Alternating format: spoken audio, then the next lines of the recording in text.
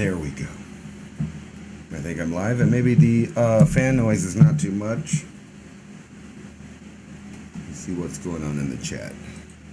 I was ill prepared tonight. Sorry. What's up, Alias? What it be? What it was? If it was what it was. You know what I'm saying? It never was, though. Let's see here. Let's see if we can hook up with the David Dubine this time. Simon Milner is first at being second. Anyway, we'll wait for that. See what happens. So how are you guys doing? I hope you're doing good. I've been sick with corona-like symptoms. Just kidding. Got something though. Anyway, this is perfect because I was just about to smoke. I don't know what you're talking about. Just kidding. We all know what you're talking about.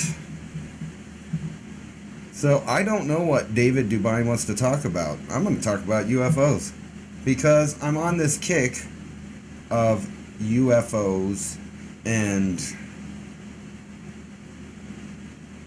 chimeras. And I think that's what we're about to see. I think they're pumping us full of that in the media right now. Let's see here. You guys don't want to see that. We'll turn that off. Oh yeah, here we go. This is good stuff here. I want to share this with you guys. It's not showing. Okay, I need to add the window. So you guys can see the great stuff I'm seeing right here.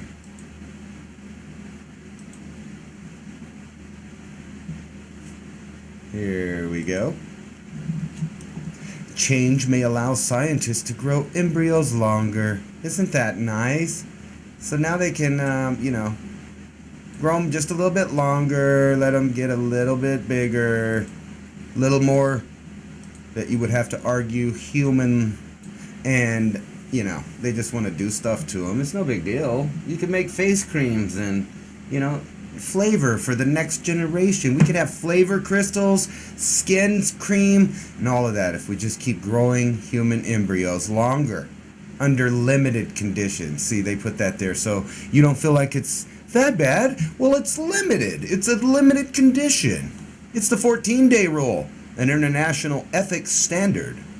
Don't worry about it. Oh, here we go. Streaming full speed ahead. I do this podcast, a radio program, because we need to begin conversations on how to adapt our food growing strategies long before 2030 as agricultural zones shift, affecting global crop output. But very few mainstream media outlets are talking about the most important issue of our time: cold weather crop losses. Our sun is going through a 400-year cycle, which has effects on our weather patterns as our magnetosphere weakens and the jet streams go out of flow. It's not CO2, it's not you, it's the sun. Are you ready to thrive in the grand solar minimum? Then join me for mini Ice Age conversations. I'm your host, David Dubine, creator of the Adapt 2030 Mini Ice Age 2015 to 2035 video series. And good morning, good afternoon, good evening, wherever you are on this beautiful blue planet. Take a breath to enjoy the moments. Reanimator in the house. Can't believe that they're reanimating worm-like animals frozen in Siberia after 25,000 years. No, there could be no problems with that. I don't think so. Do you? And as we go through the trajectory of news stories from the CDC with the emergency meetings about heart inflammation from jabs, etc., that's, you can find an enormous amount of that news across the airwaves. But jumping the shark, which not a lot of mainstream media wants to talk about, global Earth temperatures are now 1/10 of a degree below the 1979 to 2000 baseline. And that's even with the hottest model on the web called Climate Reanalyzer. and it still shows global temperatures below the 30-year average drop. So where's the global warming? Sure isn't in Scandinavia, where they're receiving heavy summer snow along with Iceland. Wherever you look, it seems that the web outages, the climate moving into a food-destroying, shrunken growth season, hyperinflation / core inflation slugfest. Narratives need to be built on top of narratives for distraction across the real causes of life change that we're all facing. I'm glad you're with us tonight here. Thank you, everybody, for joining. And Ransom Godwin, 420 TV Freedomist Film 1776, is joining me as always. YOLO. We're going to rant about a few things here.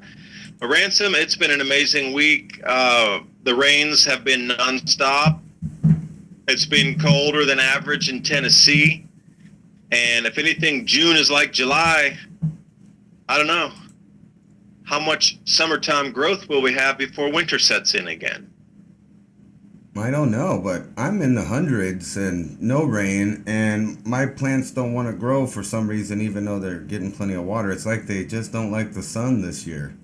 Does that sound weird? Because like last year at this time, with less effort, I had bigger plants. This year, not so much. I mean, they're still there, they're still growing, but not the same kind of growth as last year. And I'm not, to my knowledge, not doing anything different.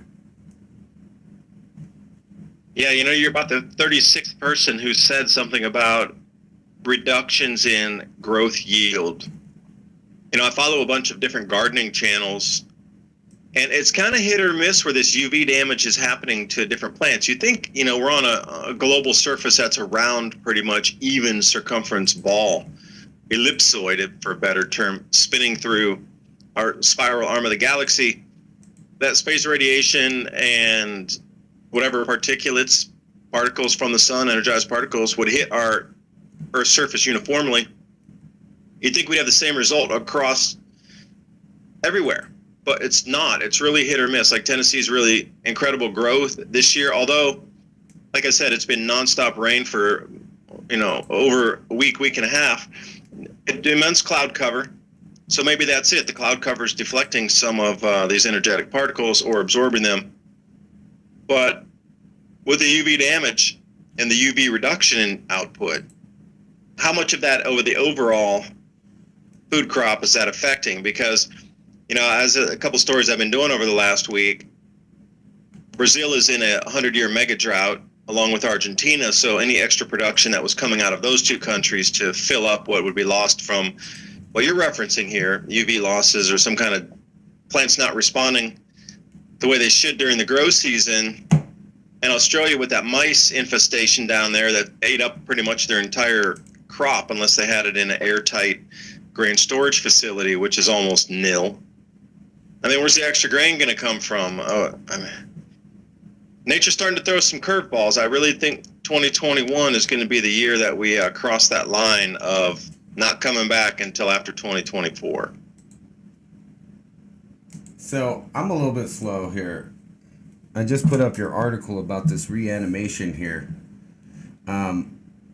which is the plot of all the greatest sci-fis, right? 24. Yeah, fully. It's right in time for the new outbreak, is it not? Oh, we just reanimated an extinct bacteria or virus or something from 24,000 years ago. Oh, it escaped. No, that's cute. You know, earlier I was watching and I kind of want to get into this. I know I drag you into it. It's kind of the woo-woo stuff, but I've been watching so much stuff kind of proving to me that they are definitely about to tell people that extraterrestrial life exists.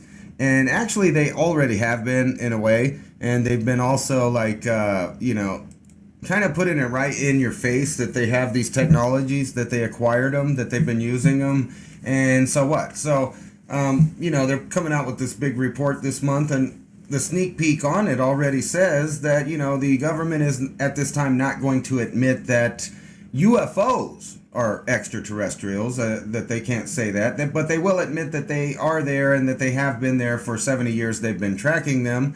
And also the fact that they've admitted they have recovered, you know, hardware So technology, reverse engineering, and then you know that these same people are putting human beings on disruptive technology lists and not letting them, naturally figure out how to go forward there. But I'm watching article after article. It's just all UFOs now. Everything's UFOs, and I had that theory about that one might crash and just have a chimera in it, and that's exactly what I'm also seeing through news and entertainment. It's kind of like feelers of what they're going to throw at you next. So I just finished a show on Netflix called Sweet Tooth, which is about a vaccine company, ironically, that's trying to make vaccines to make the world a better place. Yet there's some bad things that also happen, and somehow they've made some chimeras, and now all of the human babies on Earth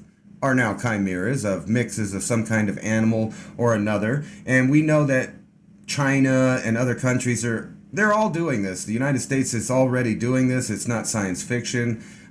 There's many companies in the U.S. that grow human animal chimeras already in the labs. Now, supposedly, they let the embryos not get that far and they terminate them. However, I'm also seeing in the news that they're changing the laws around to let not just human embryos longer so that they could do scientific research, but also, you would think that the other kinds of embryos like chimeras and things like that would fall into that. But anyway, the show on television, all the children now, they're chimeras, and there's a sickness, that killed most of the world's population. So everybody had to restart, and really the only people around are the people that are smart enough to farm, and and then there's the people that just take stuff from people.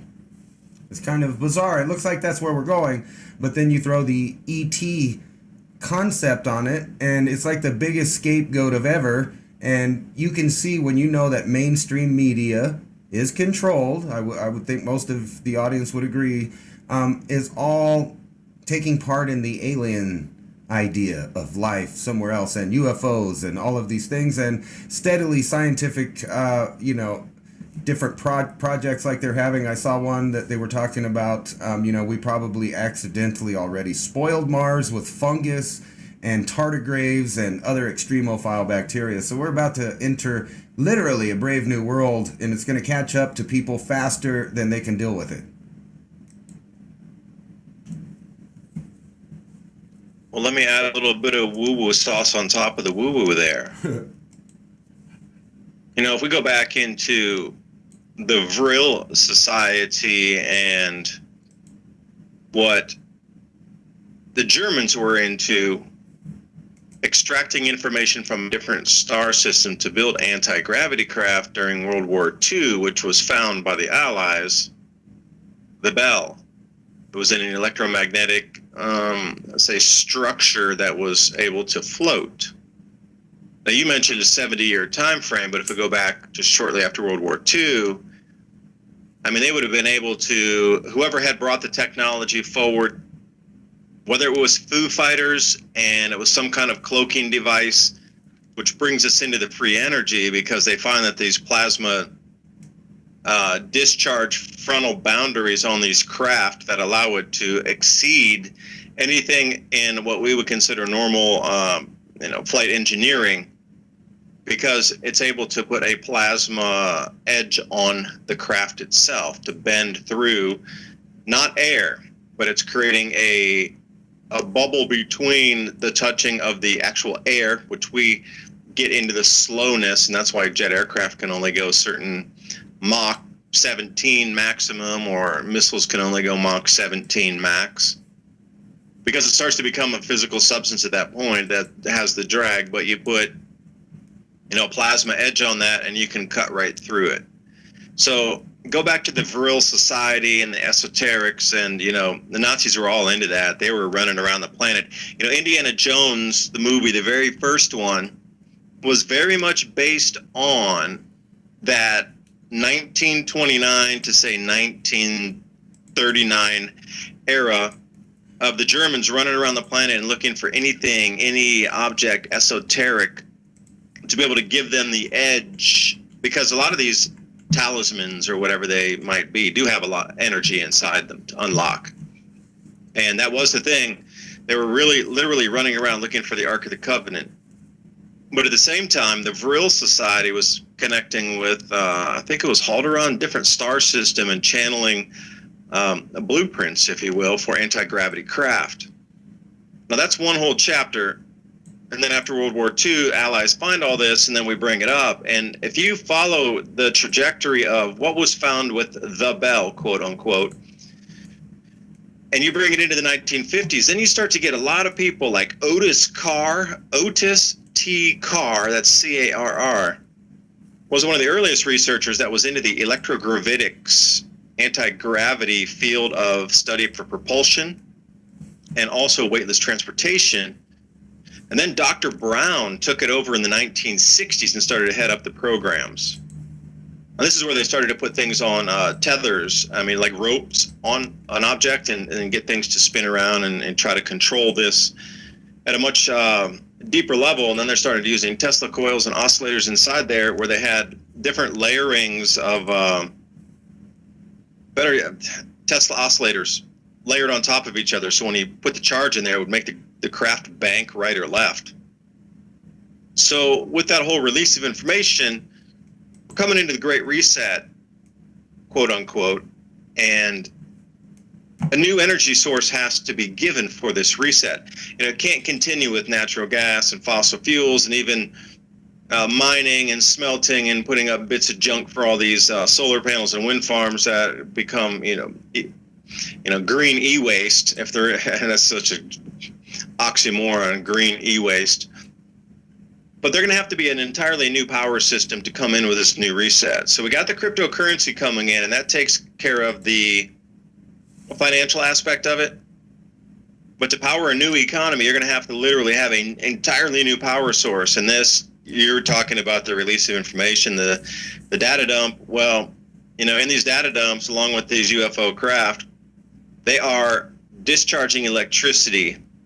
So not only would it be weightless for transportation, supply chains, delivery, etc., but the discharge off of these craft, if you're going to have a hovering stationary object, it would discharge electricity. So you could put it in your home and have a never-ending running power supply on something that's the size of like a small, like a tiny filing cabinet, perpetually for the rest of your life. And then you could scale that up for a neighborhood, of course. So we got cryptocurrency for a new way of life, for a new economy. We got new power systems coming in, electrogravitics and perpetual power, free energy, if you will, for a better term. I know that the energy is coming out from a magnetic source outside our own solar system. I get it. Nothing's free. It's just the way you harvest it back on our planet here. It appears free. But then what you're talking about, this third thing, the chimeras, it's a new race. So, you get all this kind of thing mixing together. So I hope that was a bunch of woo-woo sauce on top of your woo-woo burger there. Yeah, the whole thing is, though, that it's no longer woo-woo. I know that most of the UFO things, they're still putting it through the tabloid type, websites and stuff like that. However, no one's arguing it. No one's discounting it. If you go look at their sources, these things are really being said by the Pentagon. And, you were just talking about that. Here's one that says perfectly spherical UFO with mechanical lightning spotted past, hurtling past the ISS. But just the whole idea that we're going into this weird, brave new world of chimeras, mRNA technology, and I'll leave it at that. You see where our future's going, and the fact that people are arguing that it's for your benefit or for your health or whatever. When is the last time that you've seen a worldwide organization set up chemotherapy for a dying cancer person, if that supposedly, helps them? Or, when's the last time you've seen the world move all together to, stop smoking or, something like that? Anything that would benefit society's health, because it's pretty obvious that with certain industries in health that there's no goal or no benefit for them to cure. They need to treat, and that's just the way we're set up. But now we're mixing politics and new technologies along with supposed health care. So it is becoming a brave new world. And then, I've been watching cryptocurrency. I actually dumped a little money into cryptocurrency. And you can see a lot of money going back and forth, milliseconds at a time. And I've been studying these warehouses that they have. And if people are wondering where all their microchips and their GPUs are going, it's going into massive, warehouses full of these GPUs running and just mining crypto or making this operation run. The only problem with this is like a tool, so you could get ahead right before things, in my opinion, are going to collapse. And I've been looking at different scenarios. You know that the U.S. military often puts sci-fi type ideas out to the public, like the idea of zombie apocalypses, like what would you do in case of a zombie apocalypse? They're always pulling your leg with these kind of things, but at the same time, they expect you to take them seriously when they're saying other things. And I'm sure you've been paying attention that everything that probably we said and got in trouble for at the beginning of 2020 and at the end of 2019 is now all come to light and is pretty much true.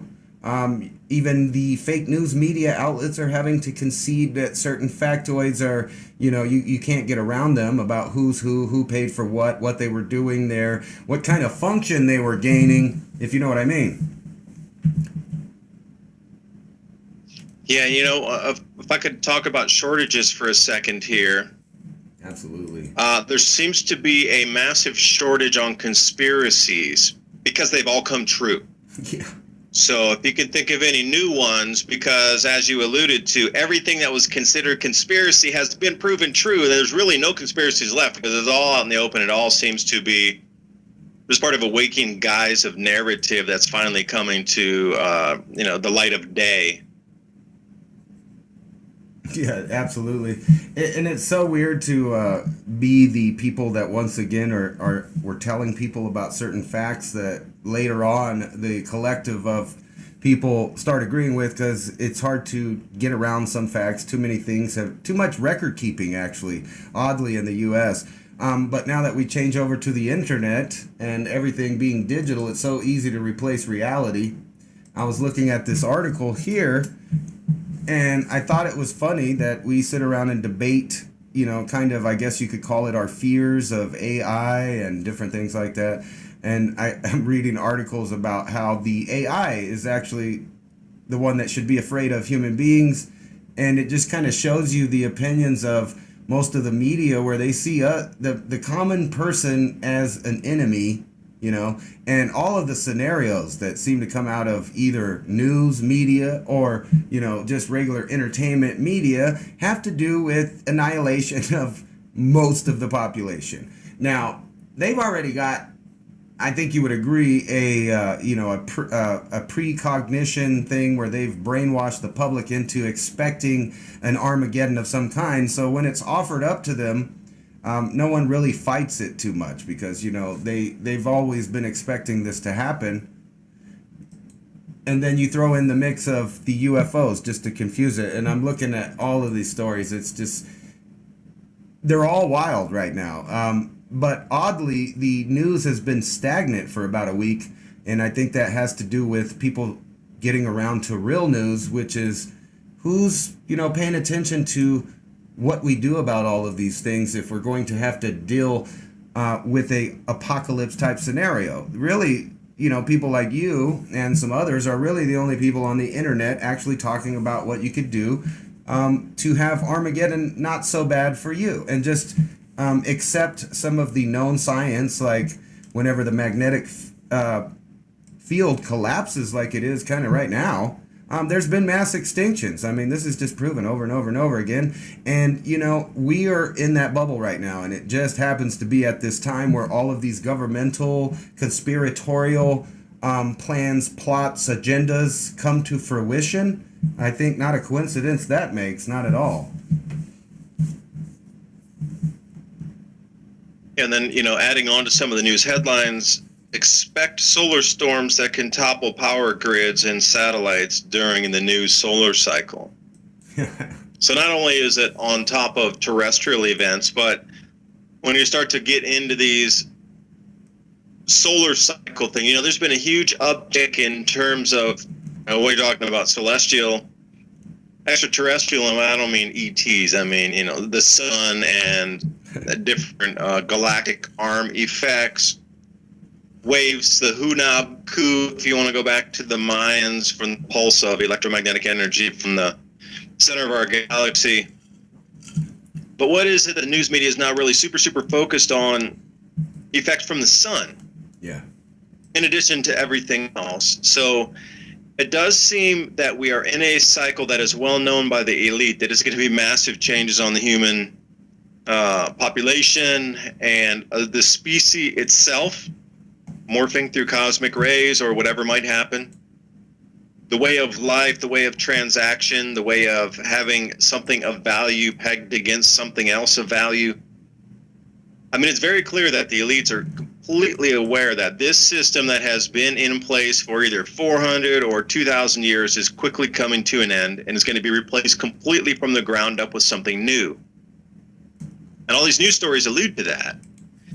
Grid goes down, populations are going to decline. I mean, you look at, you talked a couple weeks ago, about how quickly, if the power went out on a grid down across the planet, how quickly the population would be reduced down to mere millions, tens of millions in some countries compared to the hundreds of millions that we have now.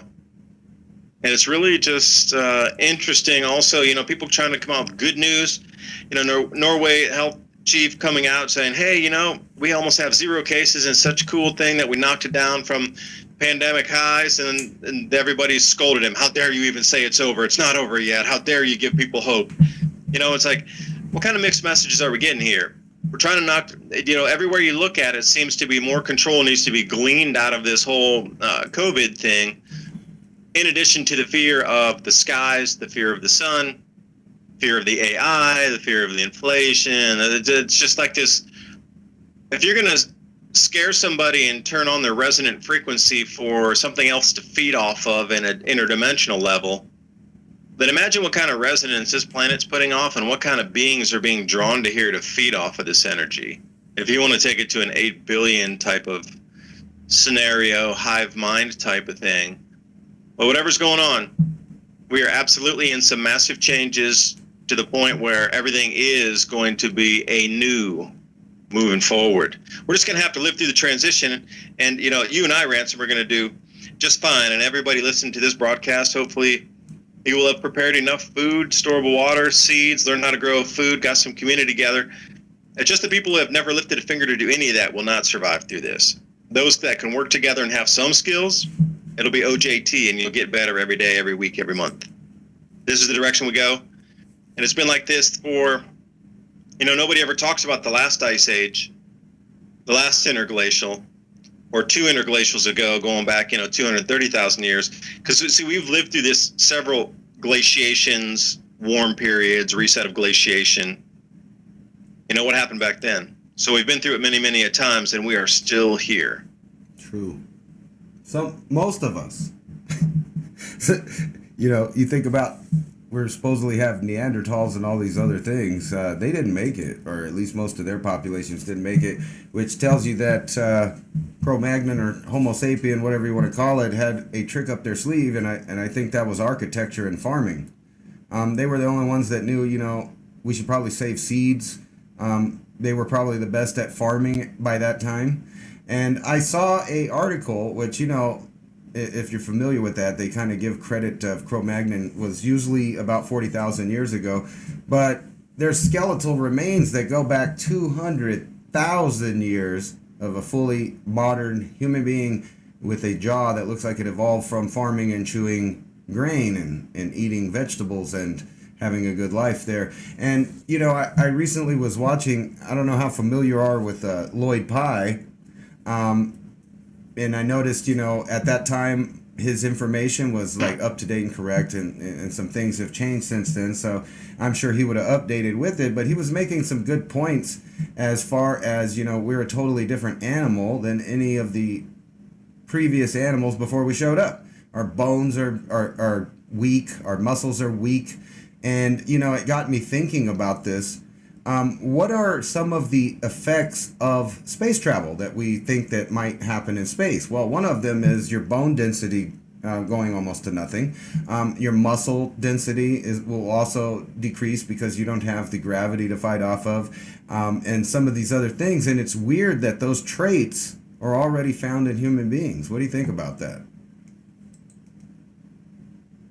Yeah, it depends on what spacecraft you were traveling on and then how you put the gravity field in there, because For me, if I was on a spacecraft, I'd crank that gravity field up to Jupiter style, and come back as Hercules coming out. Like. Yeah, it's cool to float and everything, and you could float with the balls of water spinning next to you and have fun and everything. But it depends on what the magnetic field was doing on how the body would form. You're right, and you see these giant leaps in the physiology of different creatures, beings. It doesn't matter if it's protoplankton all the way up, but sharks seem to be the only thing that haven't been so much changed by all these cosmic ray bombardments, all the earth changes. Sharks are still sharks, even after 300 million years. Yeah. But we as humans have gone through this iteration of how many types of, from the Homo habilis, Lucy, the timelines are way off and incorrect as well. A lot of the timeline pointing toward a 23 million year beginning period up to where we are now versus a couple, 3, 4 million, 5 million at the stretch. So the timeline's being so far off, you hit it right there, 40,000 years versus 200,000. That's a 5x increase. Well, that would almost be very similar if it was a 5x off on the lineage or the timelines. A 5 million year old fossil relic in Africa, if it was a 5x timeline being off, that would be 25 million years, which is very close, by the way, to the 23 million years referenced through so many different societies across the planet, from the Indian Vedic text to the Mayans and everything in between that we do find, even though the Aztecs had referenced the length of and set the calendars for going back that far as the beginning of a human species, whatever that would have been. I don't think they have found, because even going back 25 million years, it'd be difficult to find remnants of humans. Yeah, you can't, actually. There's other things that were human-like all over the place, and some of those things even survived up into the time that supposedly, we just changed over and evolved into them. But really, the fossil evidence says we just showed up. There's no, they've tried for years. They've frauded things like Piltdown Man and, other things, trying to show links where we changed over. But, one generation can mutate. If cosmic rays and magnetic fields and solar particles and all these things really do boost evolution, not only evolution but wiping out of lots of species, which opens up space. It seems like it would only take less than 100 years for a new species to just show up if they all change the same way. Which you got to keep in mind that they're claiming a big percentage of our population right now is changing their genetics, or actually I shouldn't say that, they're protecting themselves. But anyway, like in my county, they say it's up to 30% are fully protected from the new technology, or with the new technology, I should say. Even though I don't know if we're yet allowed to say that it's new technology, because I know that was still getting you in a boo-boo, even though anybody that knows anything, even remotely a little bit about science, knows that we're talking about two different technologies that they're claiming is the same one. So it's very possible. Or is it to prevent an upgrade? So you have to look at it in both directions. Exactly. If you're talking about these cosmic energies sweeping through, obviously something's going to upgrade, change. There's going to be massive physiological, spiritual, frequency, and perception changes.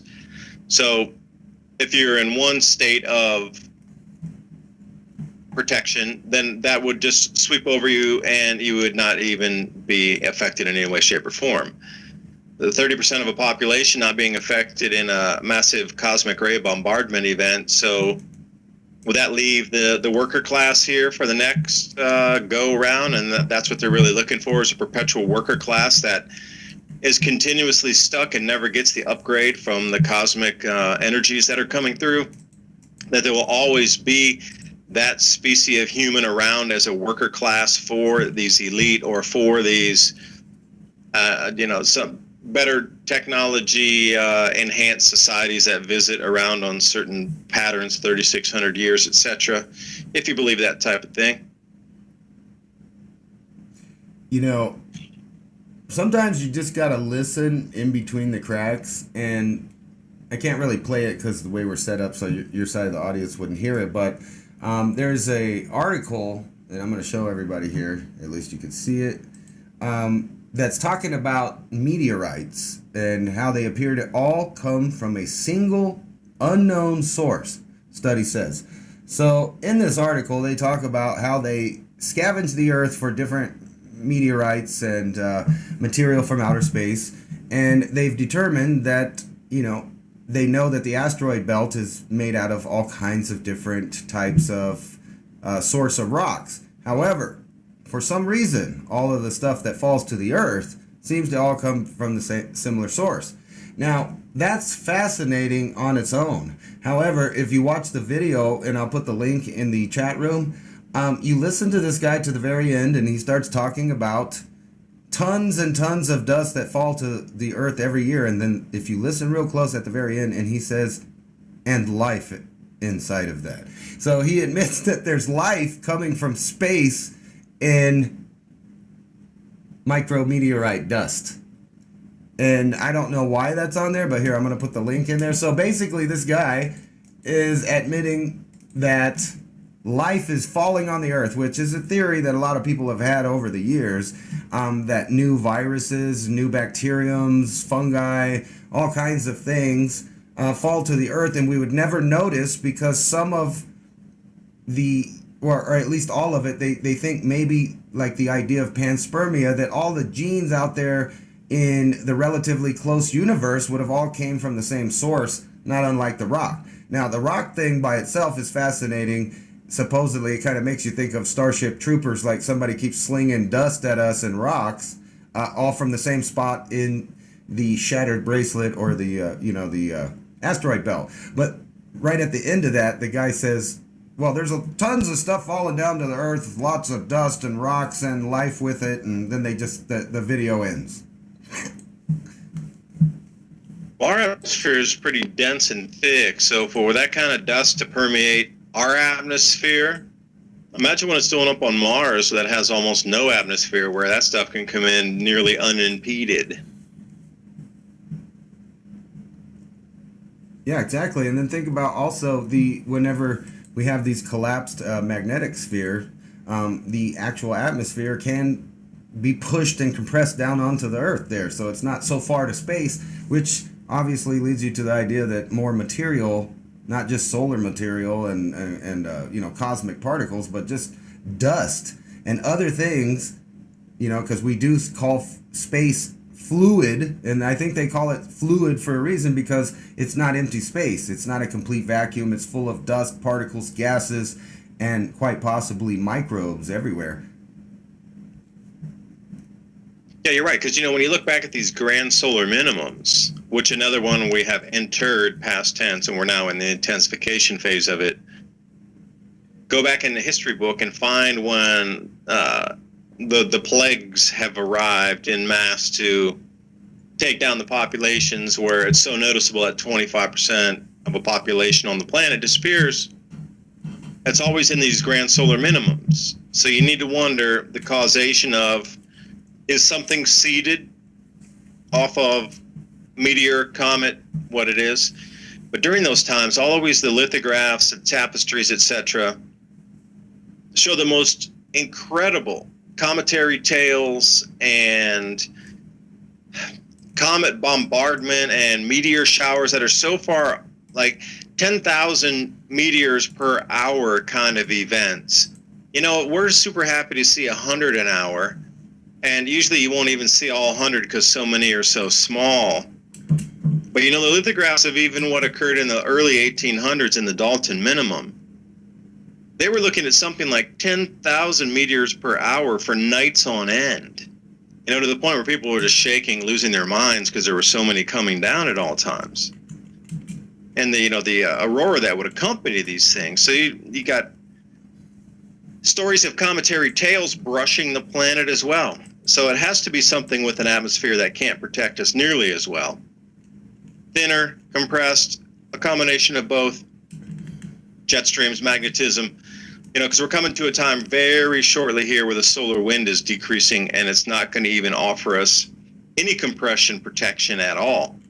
So 2028, if you study David LaPointe's work, he talked about the primer field collapse. By that point, Rolf Witche is saying that, solar wind speed is going to be below 30%, which is almost a nothing burger of wind coming up as soon as 2024.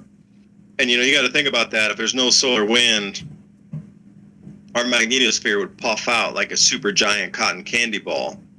The thing that keeps it compressed is that magnetism and that solar wind hitting it, buffeting it, charging it so it stays tight. Now, the faster the solar wind, the tighter our magnetosphere, the more those jet streams are locked in place. That's why at solar maximum, we get some of the best weather, clearest skies, most stable growing seasons. But then when you come into solar minimum, as you do, even if you go on the 11-year solar minimum cycle average, you start to see in the lows, ebbs and lows. Grain traders trade on this a lot because they know coming into the low of the solar minimums on the 11-year cycle, that there's going to be changes, that there's decreases in certain crops, and that the jet streams move, growing seasons shrink, more moisture here or there. But then when we come on these 400-year or 2,000-year cycles, these are something entirely different. It's just orders of magnitude above. So what we're coming into, in my personal opinion, is well above a 2,000-year event, or the 33,000, 6,000, 10,000-year event we're about to head into here. So if the solar wind speed goes to, below 200 kilometers per second, or even down to like 100 kilometers per second, I know what's going to happen to the Earth at that point. And that's where we're heading right now. I mean, there's a few days last week where it barely even reached 300 kilometers per second. So really what's going to, what kind of particles can hit us at that point if there's no solar wind, no compression on our magnetosphere? Man, a fly could fly from space and just make it down to the surface of the Earth. A mosquito could make it through that at that point. I've been thinking a lot about the timing of everything. And we talk on here a lot about food shortages, supply chain distribution problems, and things like that. We were kind of discussing, I guess, the family, what would actually happen if the power just went out, like totally. How long should you actually wait? And we got into the discussion that, what is the reality versus, being patient? Somebody might want to be patient and wait things through. This is just a blackout. The problem with this is if it's the blackout that puts things out, the longer you wait in a city that you live in, the harder it is for you to be somewhere else where you need to be. And the odds on you dealing with people probably isn't that good. So we were talking about that. What would happen first? Well, we know pretty much the army or the military, will be out doing their own operations. And really, I don't think that people should be scared of anything unless they live by a military and they see the military just disappear. Like not telling them what to do, not handing out water, not doing none of that stuff, just vanish. They all get on planes, you see them leave, they're gone, or something like that. We kind of realized that the first thing that would happen is people would start to catch on that things aren't going to be turned on in a few days. And when that happens, there will be groups of people that are armed with trucks and trailers that are emptying out house by house every piece of food and useful item that there could be. Which means that you're probably not going to fight that off. Now, it seems like the powers that be or the government also know this is what's going to happen next. And that's why we live in a just-in-time type distribution society, so that there will be very little on hand at any given place to be taken, which means that there won't be supplies like you would think there would be of a lot of stuff in the hands of people. It's going to be very small. It's not going to be like people think, like on The Walking Dead or some other thing where they go house to house. Ooh, I found a can of corn. It's going to be cleaned out completely. It's going to be like a barren wasteland where there is no food and there is no water. And any spot that you could find water naturally is already going to have people camping or occupying that area. So what is it that you do in this type of, scenario if you're not someone who owns a farm or has been prepping or thinking about this day coming? God forbid that it does or doesn't, but The odds are that it's going to, and it seems like a manufactured thing. So, like, what in reality would someone do if they realize the lights are out, they're not coming back on, and there's no help coming? What do you do? The first 24 hours is probably the confusion time when you could travel the most safely, 24 to 48 hours, because everybody else will be super confused as well before those organizational types of things happen where groups start to band together and take advantage of others. In that first 24 to 48 hours, you need to get in and get quick. And then what? Do you have a place to go to? You know, I'm way out on a farm out here, but what if people start traipsing up on the land? Are you going to lay everybody out with your 5.56 rounds? I don't think so. And at what point do you get overwhelmed by people running out to your land because they're like, hey, there's a farm, I see smoke coming out of the chimney, they must have food. You know, I mean, at what time in day and night would people approach your properties? I mean, in the beginning, it was going to be a lot of people walking around with a desperate situation.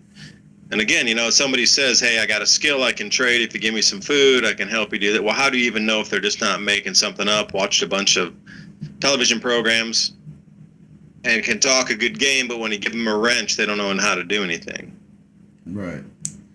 So there's a lot of unknowns at that point. I'm just trusting in focusing with the mental thoughts and the vibration putting out there that, you know, being protected and safe during this time, having the right people around drawn of the same mind frame that want a non-confrontational existence during this time, that let us be, you know, and the mind is very powerful, one or two people, but imagine 20 people, you know, all right, let this chaos, like we're a rock in a river, just goes around us. It's going to be a difficult time. I really don't have those answers because I'm already out on a farm where 95% of the people you're talking about would want to get to for that survival. Water, every time it rains, we got 3 creeks coming down the hill. More water than you could possibly shake 16 sticks at. We got a pond out here with 3 springs that are coming out, filling the pond. It's continuous water flow there. Got neighbors with different wells coming out of the artesian areas here. Plenty of water, plenty of food. It's just, how do you explain to people that are super in that mind frame of, I got to get out of the cities, I got to get what I can from anybody, I got to take advantage of, like, well, dude, we got endless water, and then, you know, they're going to come and try to break in your house for water when you're like, dude, there's endless water around here. Why would you even consider that? Well, and the food forest being building it out, so there's enough food endlessly as well. If you just know what you're looking for, you could walk through out here in the forest in Tennessee, at least during the summer and spring and fall months, and get an enormous amount of food. It's just, I don't have those answers. You know, you got to think about the city mind frame versus the country mind frame. Yeah, and you should. Because a lot of people living in the city don't understand what artesian wells are and breakthrough springs and never-ending water supplies, and they're just thinking, it's in a can, it's in a bottle, I got to get it, because they're not used to nature providing it for free. Yeah, it's a whole mindset that I don't think it's just city people. I think a lot of people, even in the country, have become complacent with technology and the dollar store and Walmart and things like that, because their families have some kind of income that supports them doing things without work. But, you know, I kind of wanted to get into, you know, we talk about it a lot about what ifs, but there's some realities that I don't think the public's willing to face. And it's like a timeline. And in my opinion, you know, like 3 or 4 years after the worst of it will be the best time on earth for a lot of people. I know that sounds messed up, but, you know, first you'll have a bunch of elderly that are going to die because they don't have heating and cooling needs. So, you know, that's all going to be within the first couple weeks. Within the first month, we'll follow all of the people that depend on medications, diabetics that can't, you know, keep their insulin cool, things like that. They're going to just die. I mean, it's nothing like they were victims of violence or anything like that. These are just things that are going to happen when there's no electricity. I do know people are pretty, you know, industrious and have ingenuity and everything, and maybe they can think ahead, but I don't think mass populations are thinking about what do we do with the people that need a constant supply of products to be alive. Like, I don't need anything. I'm not on any pill. I've never been vaccinated. I get sick, I just deal with it and keep doing my life like I normally do when I get sick. I keep working, I keep doing whatever if I can. If I'm too tired, I might relax or do something. But I don't think that the general public knows what to do whenever their system stops working. I mean, like, they don't know. Like, what do they do if they break a leg? They just don't know. They go to the hospital. They call 911. But what do you actually do if you don't have all of these authoritative services, quote unquote, but really they're, your masters that are telling you how you're going to live your life? What do you do without them? I guess my question is not really to you, David, but to the public. Are you afraid of freedom? Because freedom is coming.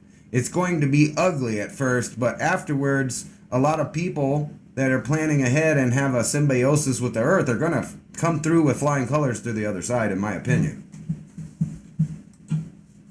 Yeah, the medical is going to be the biggest thing for almost everybody, because having a wood-burning fireplace, getting through the winter, being able to grow crops, store it, fresh water supplies, cooking, you can cook with wood, so the basic necessities, and then your sewage, getting rid of that so you don't contaminate your water supplies, etc.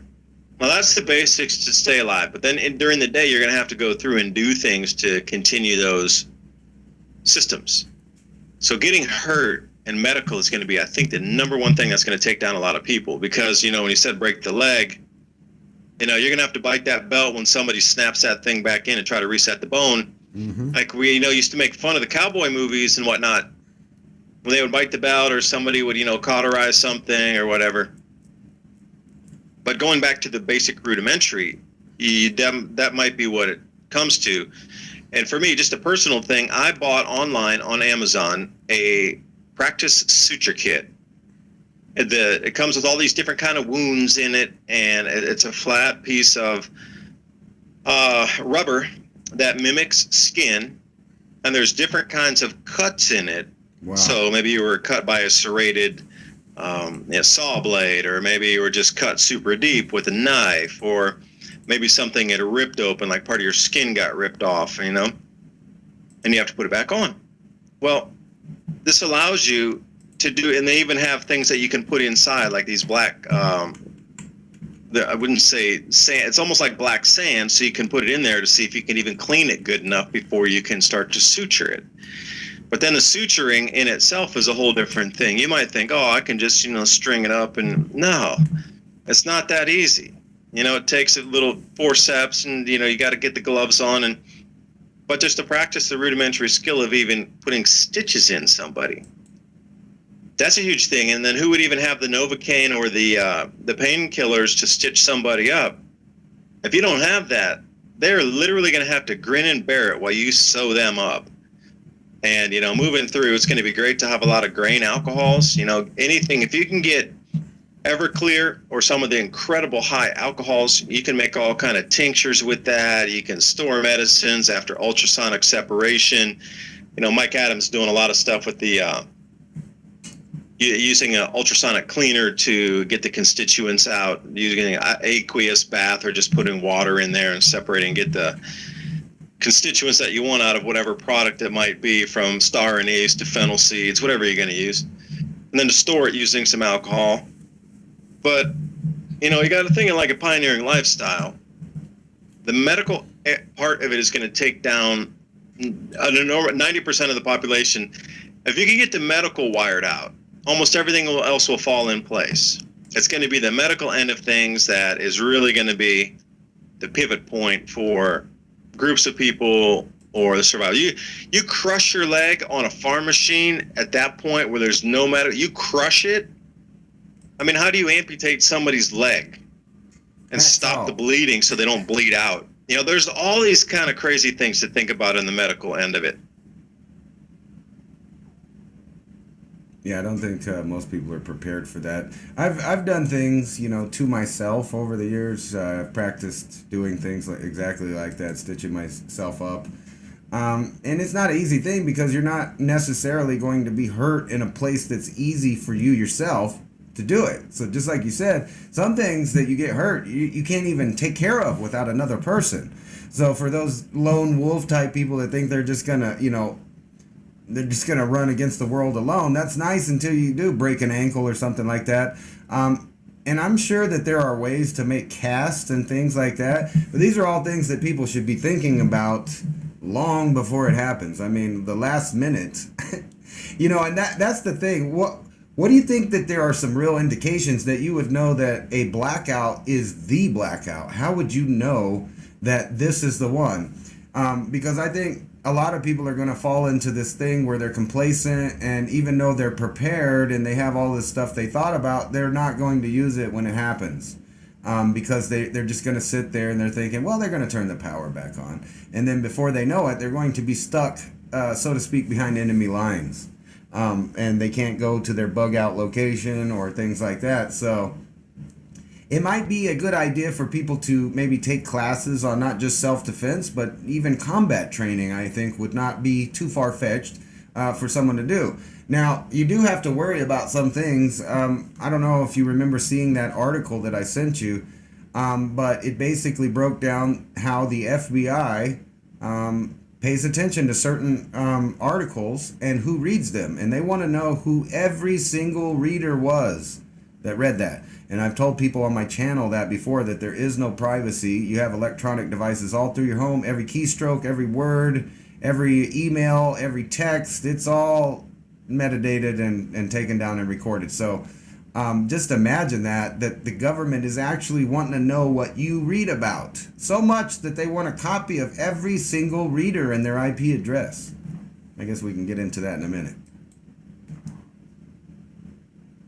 Yeah, it takes it down a whole rabbit hole there, doesn't it? Because, my browser history, because of all the enormous amount of research I do to put together all the videos I do on Adapt 2030 and then the podcasts and, trying to weave together all this info that I go through daily. I mean, I'm going through hundreds and hundreds and hundreds of websites a day.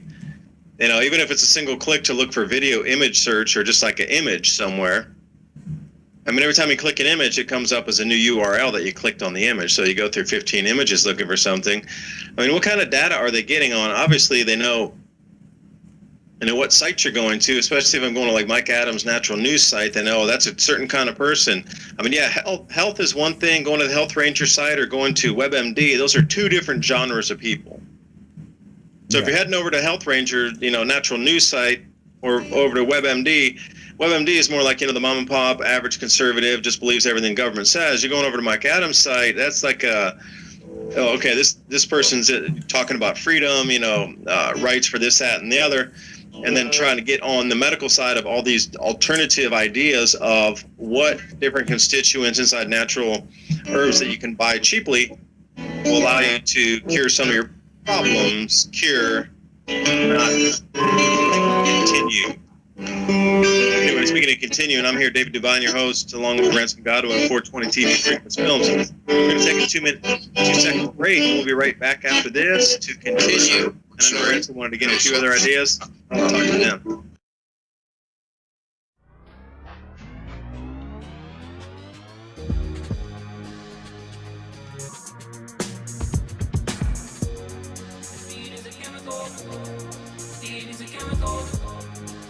Don't say my seat.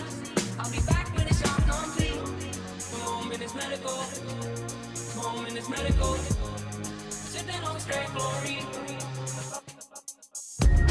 The speed is a chemical. Speed is a chemical. When I leave, don't say my seat. I'll be back when it's all complete. Moment is medical. Moment is medical.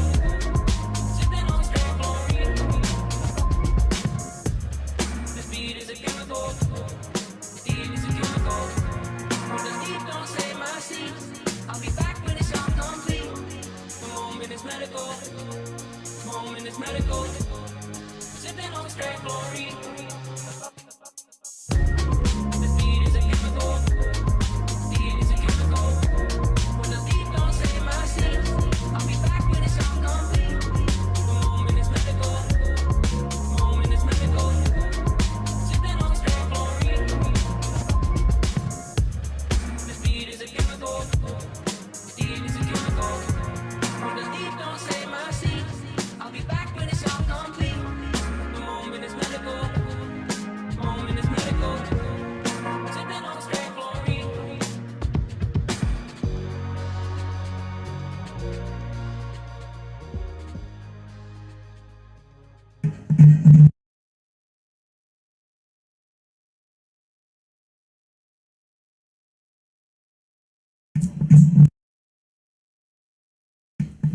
think my remote needs some new batteries. So what's going on in the chat? Let's see what's going on in there. What do you guys are always saying cool stuff out down there. Time for a weed break, man. It's so hot in my office right now. Actually, if you guys don't mind, I'm just gonna let some air in here. Oh, that is so beautiful. Let the fan in. Might be a little noisy, but hey, I need the cool break. We'll turn it back off and I'll go back to sweating in the box shortly. Still an hour left, Susie. That's right. So what's going on in here? You guys are like having drama in the chat room and stuff? No, I'm just kidding. What's up, Bill Sibley, Sunshine, Susie, Bunny, Alias, Scratch, Pete, Elton, Gilgamesh, White Boy, everybody. Ooh, that feels good, that fan. I'm telling you, it's like it is hot. Does that sound horrible compared to the way it was just now? I am high, thank you for asking. It's a bit early, Susie. Ransom sup fucker. I do not fucker sups. I never have fucked a sup in my life. Never. Alright, all the animals think the show's over. They're going insane back there. What the damn. Anyway, let me hook it up because I think the break is about over. No fingers, no type. Because you gotta roll that shit. We'll be right back after these messages.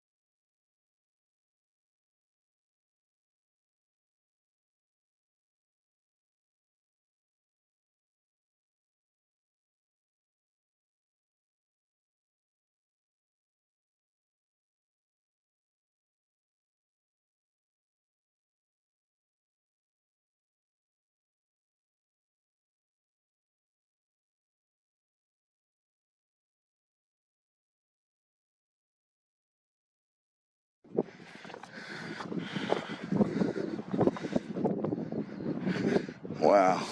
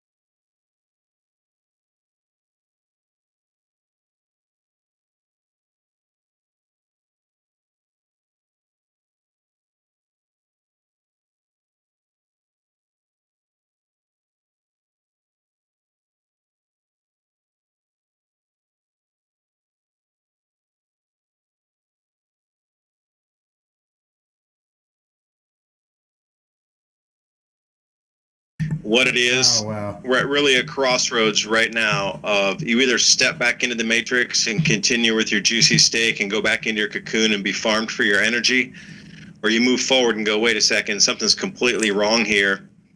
I think we are breaking into a divergence of species as we speak. The ones that want to jump back into the matrix with their fake steak, etc., are going to go to the left that direction, and those who are seeing through the illusion continue to say, no way, I'm going to move this direction. And perhaps that's what it is, in a twisted, macabre way. And I'm going to be the devil's advocate here. Now, if I am going to be like Bezos or a couple of these elitists and stuff, I would not want the same people around that I had programmed for so long to make it through the other side during this reset of not only celestial but economic, etc. I would just be like, all right, it's going to be natural selection at its very highest level here. The people who could see through the brainwashing, that did get ready and got the skills, those are the people you want, because as hard as we tried to brainwash them, and they still saw through it. And they still prepared, even though we said everything was fine. Like, the propaganda machine is there to probably, shake out the wheat from the chaff. And in a strange, like I say, macabre way, perhaps this is the way they get the new world set up, and the people that they really want to survive through the new world. Perhaps it's all an inverted illusion where, that those 500 million that are in the guide stones are the ones that are the preppers, the ones that did make it through, the ones that did not believe in the brainwashing and did not get into the propaganda and made their way through. Perhaps that's what it's all about. But again, there's so many ways to look at this side of the coin. Are we looking at the edge of the coin, the face, the tails, the heads? What are we looking at, That's funny. I was, me and you were talking about censorship and them spying on us on your show, but I had it on mute over here the whole time, and I told the audience, that was a really good conversation you missed. They're going to have to go over to the studio and check out that 10 minutes of stuff. I'm so sorry. Yeah, when we got kicked offline, that was the craziest thing. I'm talking, I went into such deepest thoughts, and when I was doing that, I tell you, Ransom, that was like a direct download where I didn't even remember what I was really saying. It was coming from somewhere else to speak those words through me. But it was from the river of consciousness where I was pulling those thoughts. No kidding. And we got censored, and everything went down during those last 10 minutes, had to reboot. You lost your entire feed. Yeah. And I kept going, and luckily I was recording on my own device, or else I would have lost all that too.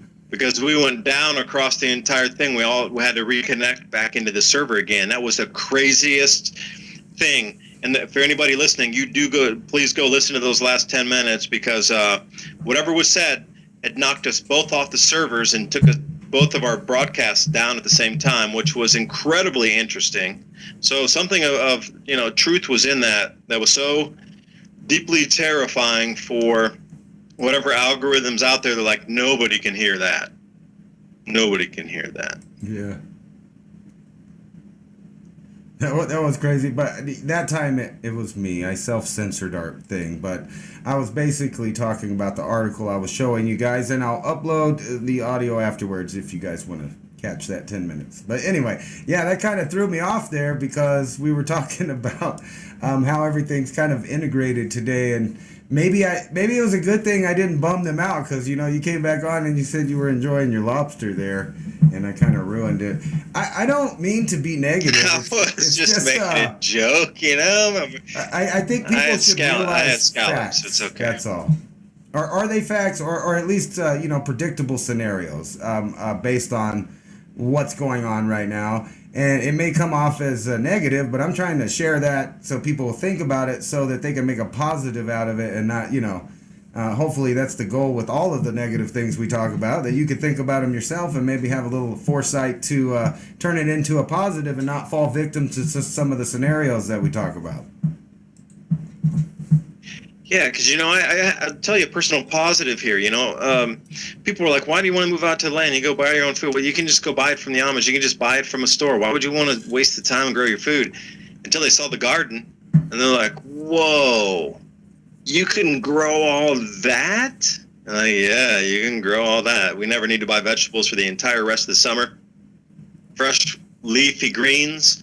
of varying types. You want purples, you want greens, you want yellows, whatever you want. We can get it for you. Different types of lettuces, from the arugulas to the icebergs and everything in between. You want greens, we got never-ending salads here. You want beans, we got it. You want corn, you got it. You want tomatoes, okay. Chokwe or okra, we got tons of that too. Muscadine vines, you want wine, it's cool. We got fruit, and then, it's taking a whole different, talking about something and visualizing it for a person is a completely different thing than them coming out to actually see it, where they can put their fingers on it and touch it and go, no way, you could do that? Because maybe they were in the mind frame of it was such a difficult task that it was so far beyond that, you need to get into some kind of mechanized machinery or whatnot to get on a farm to be able to grow something, versus spending 2 to 3 hours per day out in your backyard, tilling up, planting, taking care of, nurturing.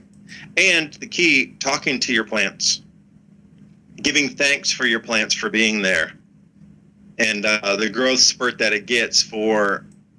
And again, we talked about the secret lives of plants at one time. I tell you, the wild blueberries that I rescued, and the muscadines that I rescued, and the persimmon trees that I rescued out of the cedar forests that I cut around.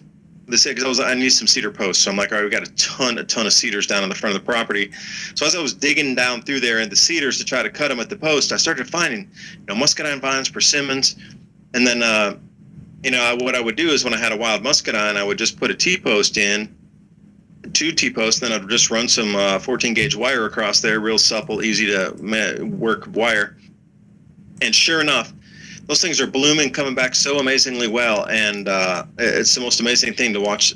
Just sculpting nature as a food forest kind of thing. But people thought that was so insane when I started talking about it. I'm going to go take these muscadine vines out of the cedar trees and put them on posts. And even guys who are into agriculture were like, "What? You can do that? Okay, good luck, man. Never heard of anybody doing it." But now they're seeing some of the results and going, "Wow, wow, what?" And then another thing, when we were pulling up some of these muscadine plants, I actually saved the root areas and then replanted them just in the middle of the field, and they're coming up so to be able to put them on a trellis. So there's so many things that you can do. And, some of these things, talking about the negatives, please get ready. It's a learning curve to grow the food. It takes time. It takes effort. You're going to make mistakes. Make them now when it's not mission critical. Repairing things. I had to repair my tiller just yesterday. Handle broke, and taking the truss off there and the braces and trying to get the cabling and the gear and gauge thing off of there, and then go get it welded and then bring it back and whatever and put it back together again. That takes time. And there's learning curves to everything you're going to do out on a farm where you're going to be self-sufficient, from purifying your water to getting your wood ready for your wood burning stove if you're going to cook, or you're going to have campfires and cook. I mean, things take longer, like even washing the laundry. Because here's the thing about breakdown. I wanted the supply chain thing. The computer chips, we had a dryer and it broke. This is like 5 months ago. And there's a chip board on the inside there, and ordered from GE. And it's been almost 5 months since that part has been on order. So you still need to do laundry and hang stuff outside. And I've hung stuff outside with my grandma when I was younger, but it's an art form in itself of, getting it in before the dew comes in the evening and bringing it in at the hottest time of the day so it still stays dry. There's a whole art form in just something as simple as washing your clothes and hang drying it so it doesn't get moisture back on it again before you get it in the house. There's a huge learning curve of trying to do things off-grid or non-electricity based. Like trying to get our solar chargers for the lights hooked up for the nighttime paths walking around the house and things. There's an enormous amount of things to try to even think about with simple solar charging devices, how to keep those topped up, battery banks, all these things. Using marine batteries to try to get some of the easier lighting around the house. It's a never-ending curve. And the reason I brought that up is because in Taiwan, the microchip shortage continues now, where the last area on the planet that was manufacturing microchips or semiconductors is now offline. So here's another thing that might go a little woo-woo on you. Taiwan was able to, during the entire existence of this COVID that we've experienced, the entire planet got locked down, all these things, everybody. Taiwan was completely unaffected, zero. They were still running around the beaches. Nobody's wearing masks. They're all running around. Restaurants open. Everybody no social debt. Everybody's just like as it was in 2018. For the entire duration of this event, as we know it, as much as our lives has changed, nothing happened on the island. Nothing. Until 3 weeks ago. And they are the last, or were the last area on the planet to have mass manufacturing of semiconductor chips. And magically, they went through a whole almost year and a half, with not even hardly any cases there on the island at all. Almost none. For almost a full year and a half. Even though airplanes were coming in and out, people were traveling in and out, almost nothing.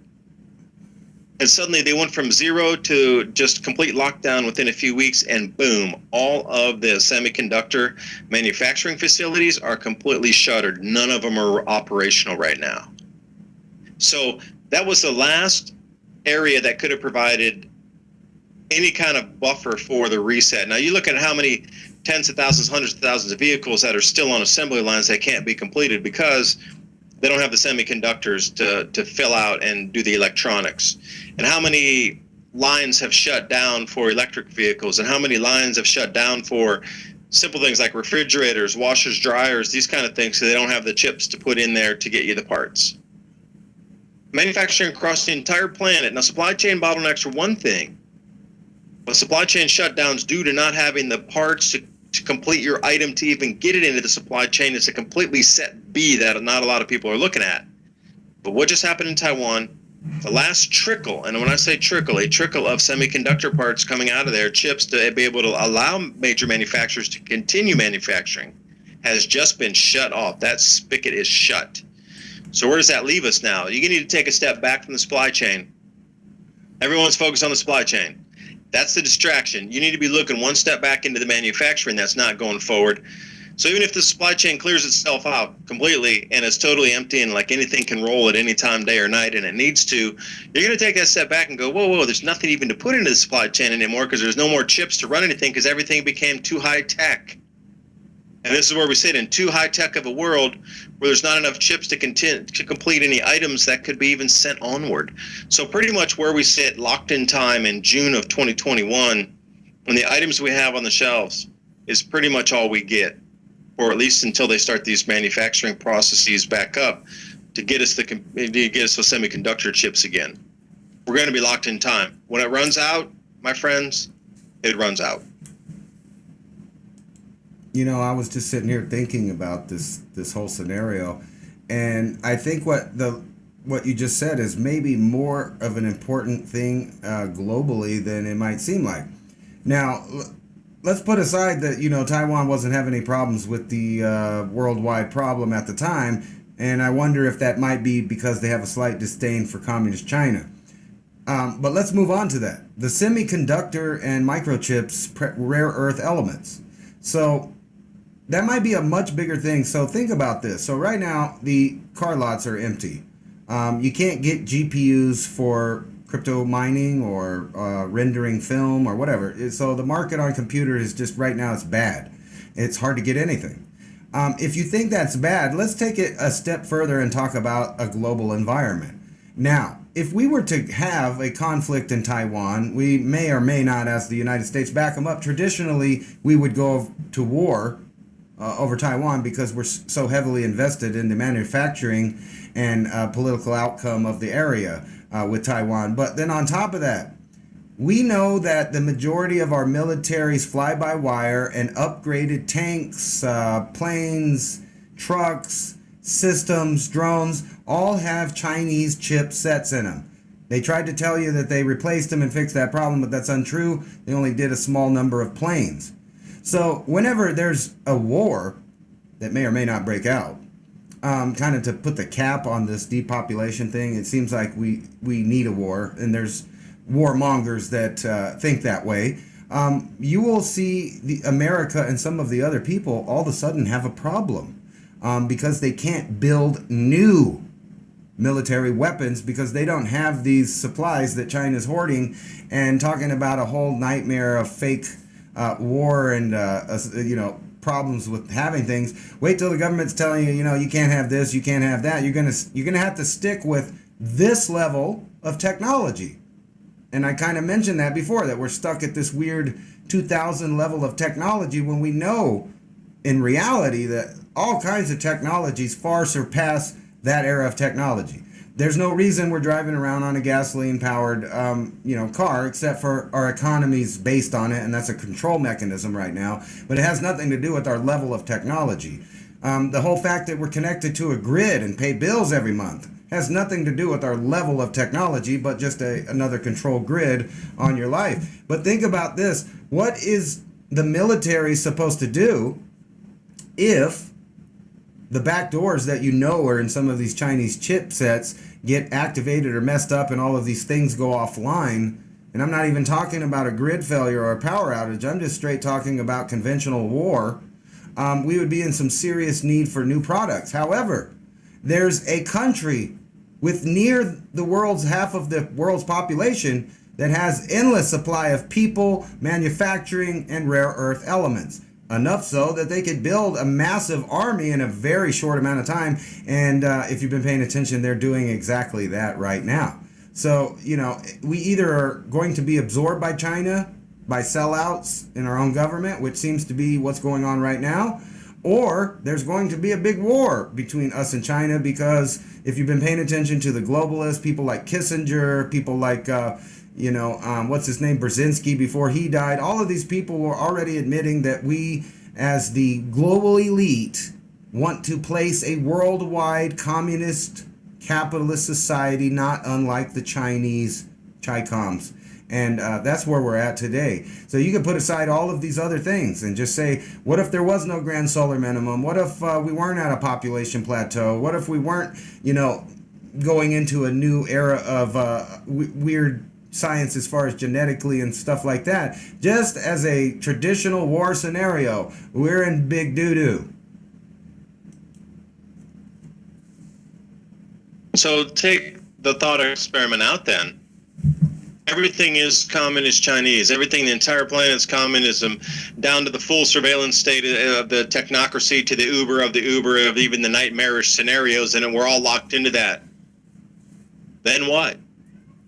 I mean, where does it transgress from that point? I mean, once it gets to that level of, the envisioning of everything surveilled, the entire technocratic systems there, beyond the dystopian movies of the most bizarre and macabre that you've seen anywhere. I mean, and then what? Once it's at that level, then what? If the entire planet, there's not even 1 square inch that's not under that system of Borg control, and then what after that, after it reaches that point? I don't know. It seems like a society like that would have no choice but to reduce its population to get to a equilibrium of elites and workers.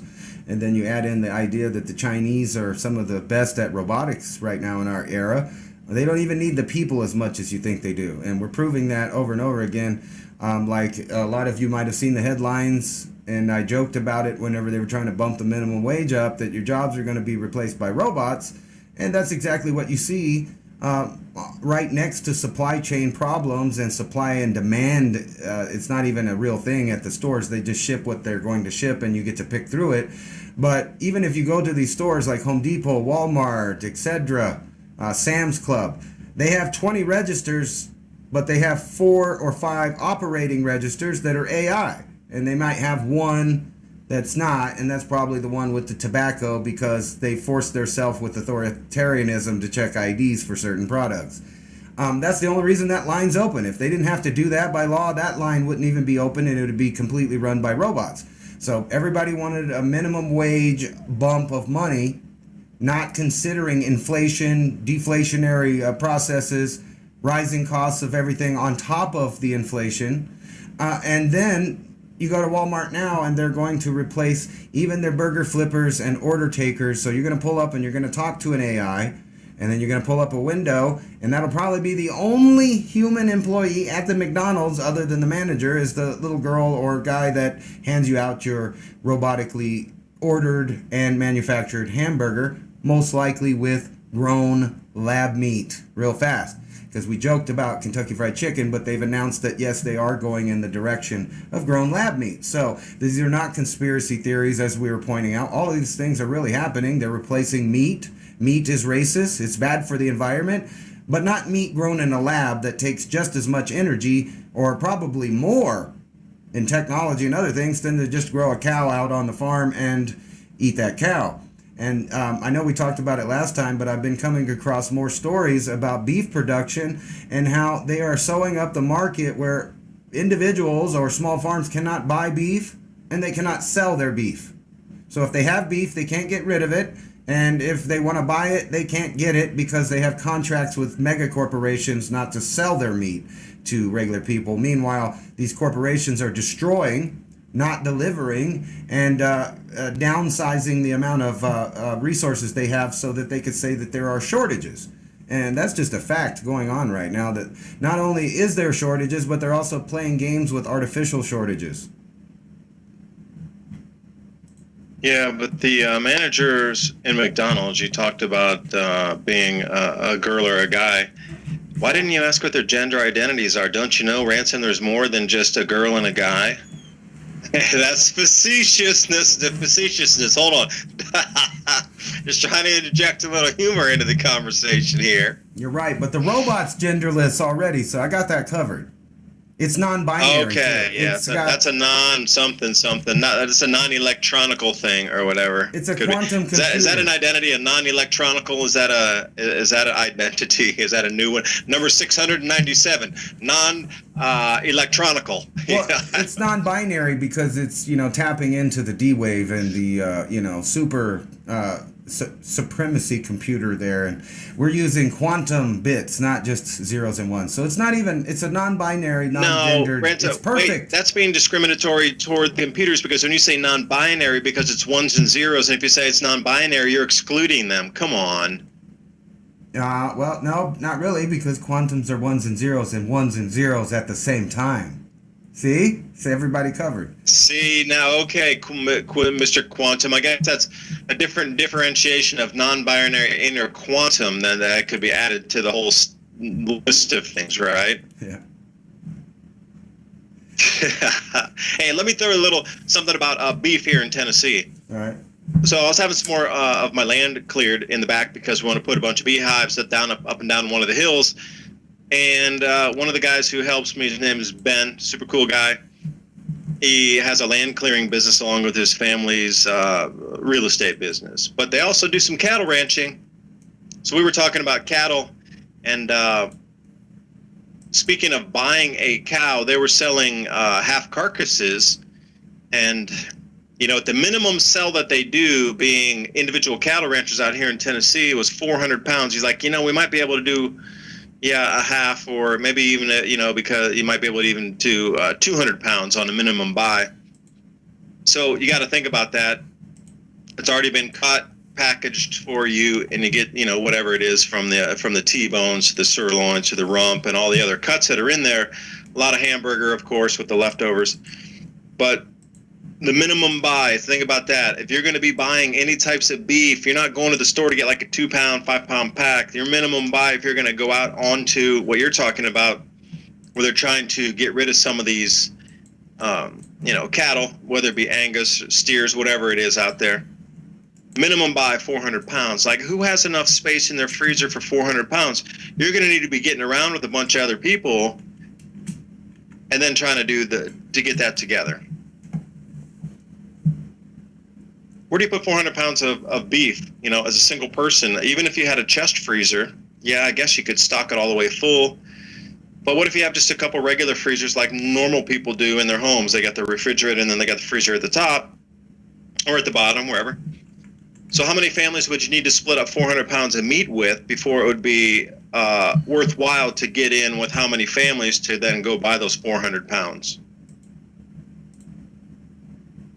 Well, you're supposed to be eating bugs anyway. You're not supposed to eat that beef. That's racist, man. Cicadas are here, we could start eating those, but wait, there's some kind of bacteria in the gut. And I can't believe they're pushing eating cicadas, but then all these other news articles you see, there's like some kind of weird gut bacteria in the cicada that could transfer to the human. So what is it? We eat the cicadas, we don't eat the cicadas, there's bacteria in the cicada's gut system, or it's a perfectly healthy And then they're talking about mercury that's been in and pesticides and things. So those things been laying in the ground for 20 years, absorbing all that stuff. So what is it? You're getting all this mixed messaging on the protein insect thing of just the cicadas coming out right this year. Yeah, and by the way, they came out late too because of global warming and whatnot. No, actually, they said it was because it was too cold. It came out late. I'm not eating cicadas though. I don't care if you put some hot sauce on it or what you're doing with it. I've long known that can jack you up.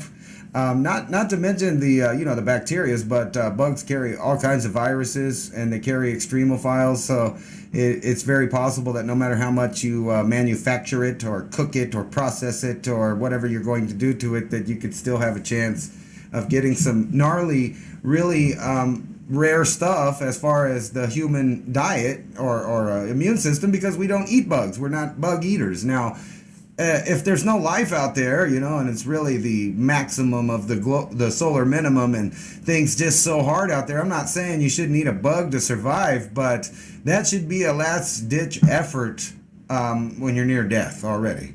And you just can't do anything else. So let's back it up and talk about some positive things that you can actually do. Like, what if you don't, that's kind of why I get into that. What if you don't own a farm?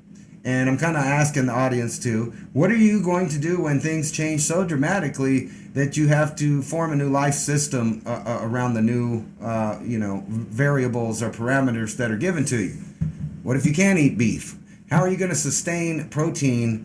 And, like on a farm, there's beans and there's other things. You got lentils and other things, but nothing replaces animal fat for the human brain. And this is a problem that people are going to come up with. Vegans know about it. They don't like to talk about it, but they begin to get health problems from eating nothing but vegetable products. It's just we're not made for that. So what are we going to do? Well, all of the other hominids in these past magnetic field collapses that have had issues, they all ate a lot of meat. They ate a lot of meat because that's what was out there. Now, that may have added to the mass extinction that also happened at the same time. However, there's not many options out there. I have a book that tells me what's edible in North America, and I'm sorry to tell some of you vegans, but when it comes wintertime, for most of North America, there's really not much to eat as far as vegetation unless you're growing it inside or in a greenhouse and things like that, and those are things that you'd have to protect. But in the forest, there's only really one source of food, and that's meat. You're going to have to find meat. Now, what's going to happen when all the meat's gone in the first 3 or 4 years? The only answer to that is to have people that have livestock that they've been saving.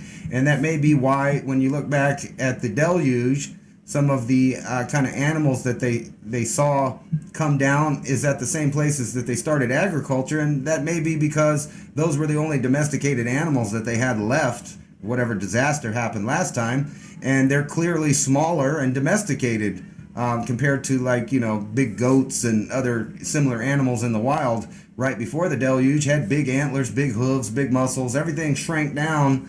And I wonder if that's possibly because not only were they domesticated, but they went through a long period of semi-starvation, which, and then we get back into the explosion of evolution and the loss of lots of life on the earth in these periods that we're about to go in. So nobody can argue at this point that the magnetic field is not collapsing and that we're having a wandering poles going on right now, which is really putting a lot of weird situations for the earth to be in without a magnetic field. So anything that comes out of the sun or burps our way or anything that comes out of the universe now, we're completely just about unprotected at this point, already. So if it collapses down even further, we have some weird things in our future to look forward to. Positive things. Let's go hunting beaver. I'll eat a beaver if I have to. Me too. There's a couple 30, 40 pounders down on our lake here on the pond that keep rebuilding the dams. So it's time to go beaver hunting. And that's one of the things that you can take off season or not off season, but just full year round here in Tennessee. But you cannot hunt at night with thermal imaging. It's a daytime hunt only. So probably one of the easiest things, and we're going to do this weekend.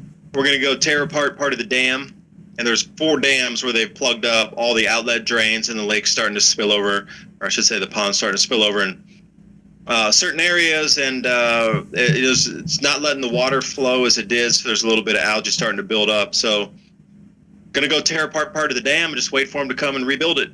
And we saw a 30-pounder down there the other day. I didn't have anything with me to take it, but we tried snare trapping, nothing.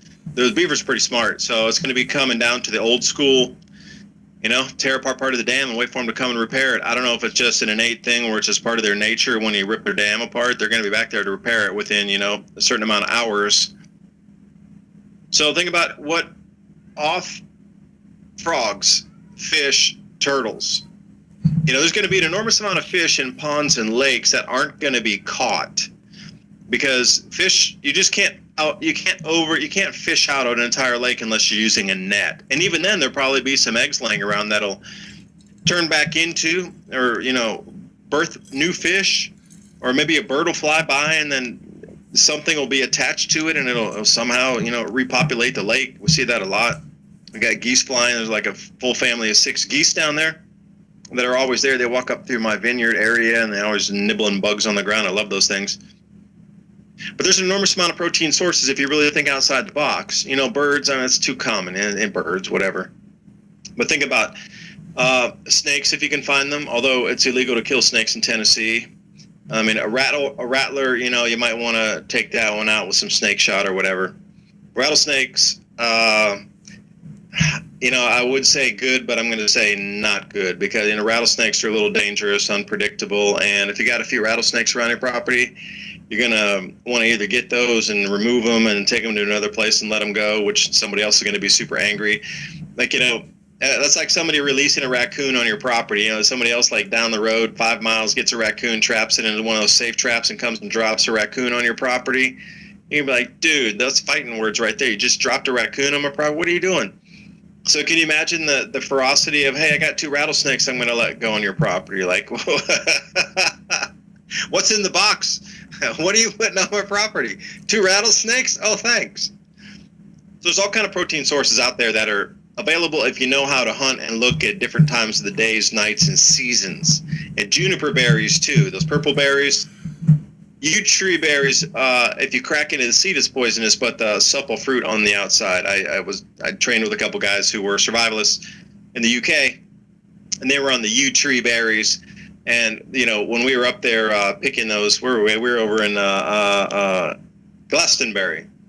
And we were down at the tour in Glastonbury, and they have these yew trees, and they're considered extremely poisonous. And the guy I was with, John, was like, hey, just don't break into the seed at all. Just suck the purple off of there and then just spit out the seed. Same thing with juniper berries. It's all kind of stuff available for you in the cold season, if but there's really not much. Juniper berries and meat. So how far are you willing to go off your normal diet track to continue to have meat? That's a real question for a lot of people. Are you willing to eat a beaver? Are you willing to trap a raccoon and clean it out for 5 to 7 days, feeding it corn to kind of get its gut tract clear before you can cook it? How many people have cooked up groundhog for 3 days in a boiling pot? I mean, you might laugh at Tennessee, hillbillies or whatever you want to call them out here, but these people are good folk that have some real traditional ways of life that is still really intact. Yeah, you can make fun of everybody playing banjo and making moonshine. That's part of it. But the things that are hunted and prepared out here have been done for thousands of years, from the Native American cultures all the way to today. Yeah. So what's in the forest that you can't eat that most people won't eat? You got to go above and beyond what is, quail in a store is a stretch for people in America. You put quail on the regular supermarket shelf in most American supermarkets, it probably wouldn't sell. Yeah. I'm going to have to say, though, that I've been known to eat a beaver or 2. And I think maybe Tennesseans maybe got it wrong. You shouldn't trap the beaver. If you want to catch a good beaver, you got to go out, and I disagree with you. You do hunt beaver at nighttime. They're found at nightclubs, at supermarkets, at other places. If you want a low-class beaver, you might go to the beaver club, and, Beavers are nesting animals, so they probably have several young at home. If you're going to eat the beaver, you're going to have to pay for the beaver and all its offspring. I'm just saying. I'm sorry, I waited Can't a hunt them long at night, time man. to do It's that. it's a 0 night hunt animal out here. But no, I'm telling you, you can get you some nice beaver if you got to go looking in the right places at night. The dollar stores where you get a lot of beaver there. They're walking around getting them some drinks at night. I'm kidding. I'll stop. I couldn't help it when we were talking about eating beaver. That's all I kept thinking of back in the day. You're right. My ancestors are a long line of beaver hunters and eaters. No more, Hey, the beaver I'm pelts, sorry. that's what propelled Canada into the superpower of economy back in the day. Was everybody? It was that it wasn't the East Indies Dutch Antilles companies. It was where were they up in Sault Ste. Marie when they had all the outposts up there for all the beaver hunters to come back with the pelts and then trade for gold. Yeah, but never pay for beaver though. You don't do that. Don't pay for the beaver. 5.56 round into the beaver. Is that enough? Yeah, no, yeah, no. There's a lot of stuff like that people discount, like you were talking about groundhogs.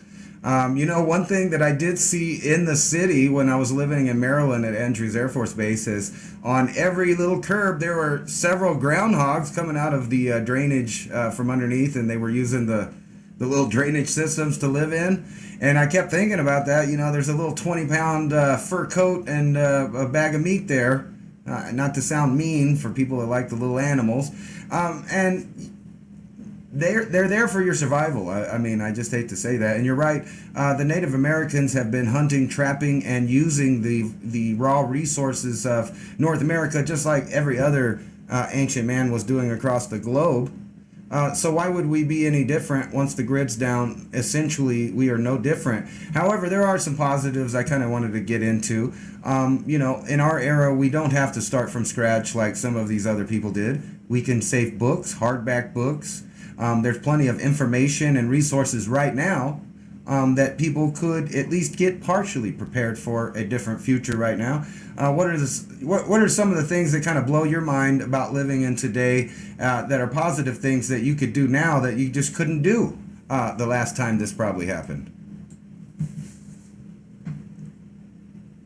An enormous amount of resources for building things that you would need. I mean, there is every blueprint and diagram plus every possible screw, nut, and bolt piece of wood, lumber that you're going to need to be able to put up a greenhouse, to put up a storage shed, to put up a trellis, to put up whatever you need in terms of storage sheds themselves. I mean, whatever you could possibly think about building right now with your fingers and access to the widest array. Back in the day, you got nails and that was it. Nails. Now, how many types of screws are there? There's roof screws, deck screws, metal screws, concrete screws. I mean, you can get anything you want at a moment's notice. And I would be perusing all of the most commonly used nails and screw sizes for the future. Because if you're going to need to build something, there's going to be an enormous, I was talking to somebody, I had an interesting conversation about the future. And I was saying, I was thinking about buying one of these LT25 portable sawmills because I have a bunch of pine trees up on the property, and we were going to cut them down and make it an open field. 2 acres of solid 60-foot pines to take down and turn that into field. But it's southern pines. I mean, they're an invasive species, but they were brought here for lumber production. So to clear it out and turn it into a field, it's going to be a better use of space than leaving it as is. But then I was talking to this friend, they're like, you know what? If we're talking about a grid down situation that you're talking about, and we also believe that might be coming, is like with the massive loss of life and population, you'll be able to strip houses bare. And there's so much wood and lumber and all things that have been built up and laying around that the milling lumber will be the last of the needs of you, because you could go in and take down a house and have more lumber than you could possibly imagine. So getting books that teach you how to build with the blueprints and the screws, the configurations, the diameters, the lengths, the thicknesses, the heights of everything, that would be the most valuable for you. And if you'd be able to construct a chicken coop, and all these things that are diagrammable and laid out for you, and then practice the skills. Because that's really what it's going to come down to again. barn raising parties and building the stuff by yourself, not going to Amazon anymore for it, but being able to build yourself the things you need for your own continuation of a lifestyle. That would be my answer. Yeah, that's a lot of good stuff, and you're right. That is actually a lesson out of the past. I mean, you look through all Egypt or South America, and you can see how they cut and used stones that were already there from the previous civilization. So I don't think we'd be, that far away from that. You might, a bunch of people down there, except for, some of the stuff, if there's really a reduced population, and I want to get back to this, a couple years after it's bad, it'll be good. Can you imagine going to the Holiday Inn and just, that's a whole building that's just open for people to live in. There's going to be houses, surplus in houses, if people don't burn them down and destroy them during the transition. Just think about all of the extra stuff that's going to be out there for the people that come through the other side. And then not to mention that people will be missing things, like certain things. And then when trade starts again, we'll get back to somewhat of a free market system where, an apple might be worth a lot if you hadn't had an apple in a couple of years. Or maybe some oranges are really worth it to you when you live up north and you can't grow citrus. So, you can imagine, like, back in the day, you had people that traveled around with fruits and vegetables, selling them on the side of the interstate. It won't be much different than that now. There'll be little markets open. The only thing that kind of puts a flaw in all this is that governments will still be around and they'll be trying to get in there. But I think there's going to be a big transition period. And at the end of that time, the people that are still around are going to have another good time. And if you remember, early last year in 2020, we were talking about there was probably going to be a little bubble this summer where they were going to relax the rules and they would let everybody enjoy things for a little while before doubling down on more control. And what do you think, upcoming this fall, do you think things will change, or do you think they're going to continually fall apart until people take back their freedom? Because, all of these scenarios we talk about, we can't change the grand solar minimum. We can't change a magnetic field collapsing, but we can change some of the things that are happening. Like people, we've talked about it before, we can say no to some of the more idiotic, authoritative things that they're passing down. We can continually prove that things are not the way they say they are when they're not. Things like that. I think those are real positive things that people still have the power in doing. However, I think some things are inevitable, and population reduction in one form or another, in my opinion, it's going to happen. If you guys want to study something, Google population plateau or the overpopulation myth, and do the math yourself on a calculator or whatever you want to do, and you'll find out that we're heading for a major depopulation event, and that's not even including governments or any Earth changes that are thrown our way or anything from space or anything. Just based on population as it's been and the trends, we're going to see a reduction in a lot of population. And I don't think middle-aged people are prepared for it either, because they're going to be ruling things and teaching everybody.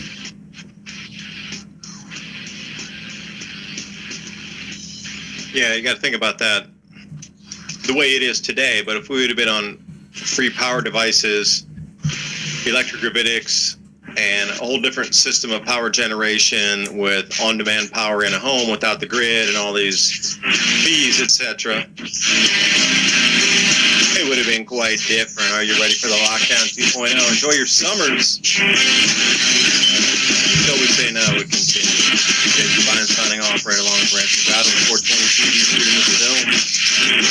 See you next week. Listening to Revolution.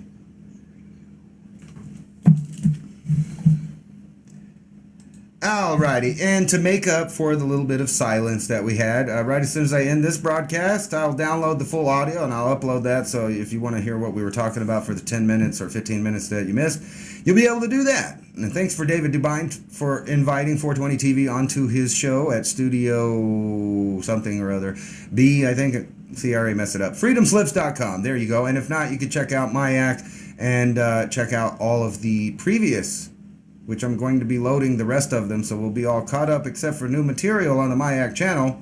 So be sure to check that out. There'll be a bunch of uploads coming in the next week. But since I messed it up, like I said, I'm going to air my 420 TV newest road trips next. I'm going to air it live, so there's no upload time. It takes a long time to upload a 4K version to America in 4K, so it might be tomorrow or the next day before that airs on there. But if you want to watch it, it'll be on here in about 15 minutes right here on 420 TV. Thanks for watching.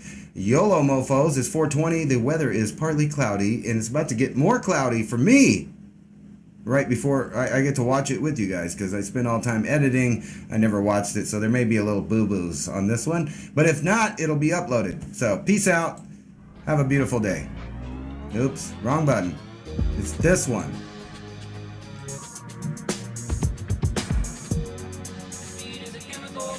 It's frozen. There we go.